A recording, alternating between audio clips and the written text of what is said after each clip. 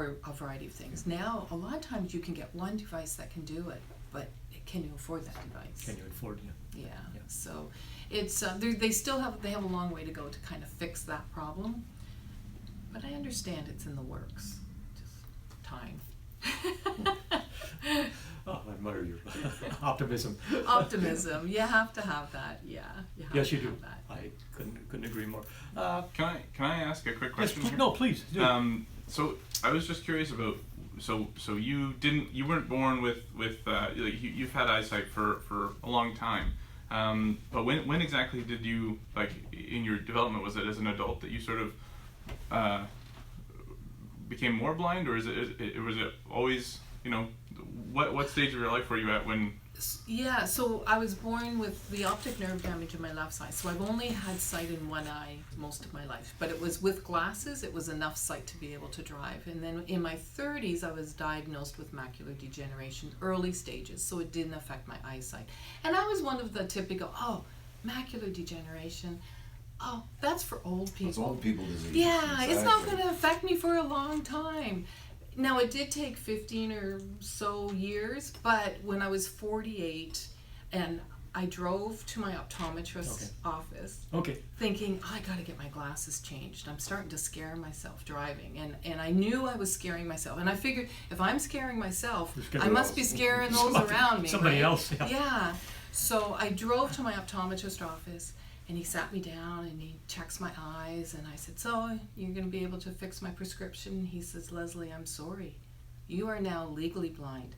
Not only did I drop below the MTO standards, I became legally blind, which is another big jump. Okay. So he said to me, did you drive here? And I said, yes. He said, I'm sorry, I can't let you drive away. Parked the car. And I lost my license just instantly. Wow. So that was, I cried. I just sat there and cried. But I was relieved though at the same time, because there was a reason for me scaring myself when I was driving. And there was and then I also didn't feel guilty going to the doctors and questioning why I was having trouble driving. It sounds funny, but I was a little bit relieved. Very sad though, of course, because I lost that independence. Yes. That's one of the biggest Your independence things. is gone. It's gone. It's gone. I lived in the country. I didn't live in Peterborough, but I worked in Peterborough, and I didn't want to lose my job as well. I wanted to keep my job.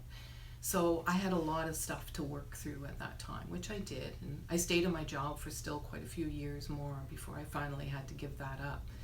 But it was a shock. I wasn't expecting that. I thought I had more time. Just get my glasses fixed. Yes, just get my glasses fixed. So I was 48 when I lost I became advanced with macular degeneration and lost all the central vision. And the central vision is what helps you see faces, drive a car, read, write, all that detailed work. That's your central vision. Macular degeneration does not take away your peripheral vision. So it's like seeing big picture.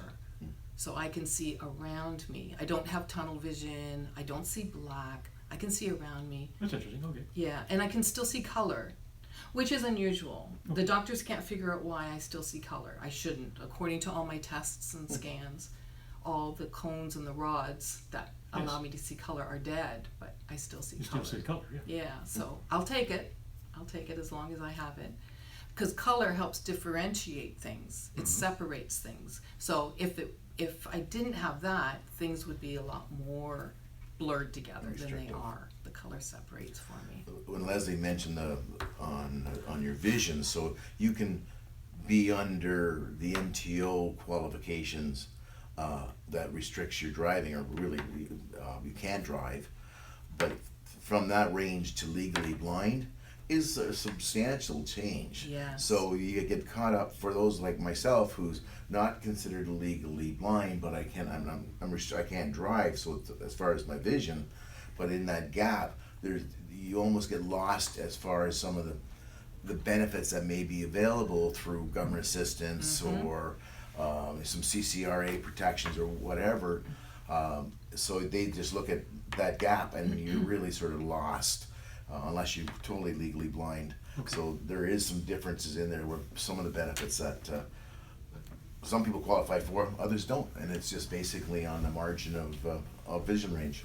Yeah, so that's a really good point, because you can lose your driver's license and Not work, not be able to work. be able to, let's say you not be able to get to work, but you don't qualify for any form of government assistance because you're not yet legally blind. Blind. Yeah, they have to set a standard somewhere, and they've set it at 2200. So you have to be 2200 in both eyes corrected to be legally blind. And the MTO standard is 2050 corrected. Once you're below that, then you lose your license. So between 2050 and 2200, Yes, you're low vision, but you're not legally but blind. you're not legally blind. And there's a lot of things that, Okay. particularly Financially. financially, that you can't qualify for. It's really tough. It's a tough. In one sense, I was very fortunate because I jumped from being over, like, I probably averaged 20/40 most of my life in one eye. That's why I could drive. And I jumped straight down to 2200. So I missed that gap. And I didn't know at the time about the gap. I didn't know that there was, if you're in that gap, there's really very little financial assistance, if any, And for you don't know it, to your point earlier, till you go looking for till it. you go looking for it. And then you find out that You're that's. not qualified. Yes, you're not qualified. You're disqualified. You're, exactly, Yeah, exactly. So it's you learn a lot of the ins and outs when you start to develop different disabilities, and not just vision, any disabilities. Any, And you don't. exactly. I'm and sure you're this starting to- carries on to other, yeah. Absolutely. So unless you don't know people, I met Leslie through a disability tax advisor. You know, so he understood what was going on, and I became involved with CCB. But unless I talked to him, I wouldn't have known. That's right.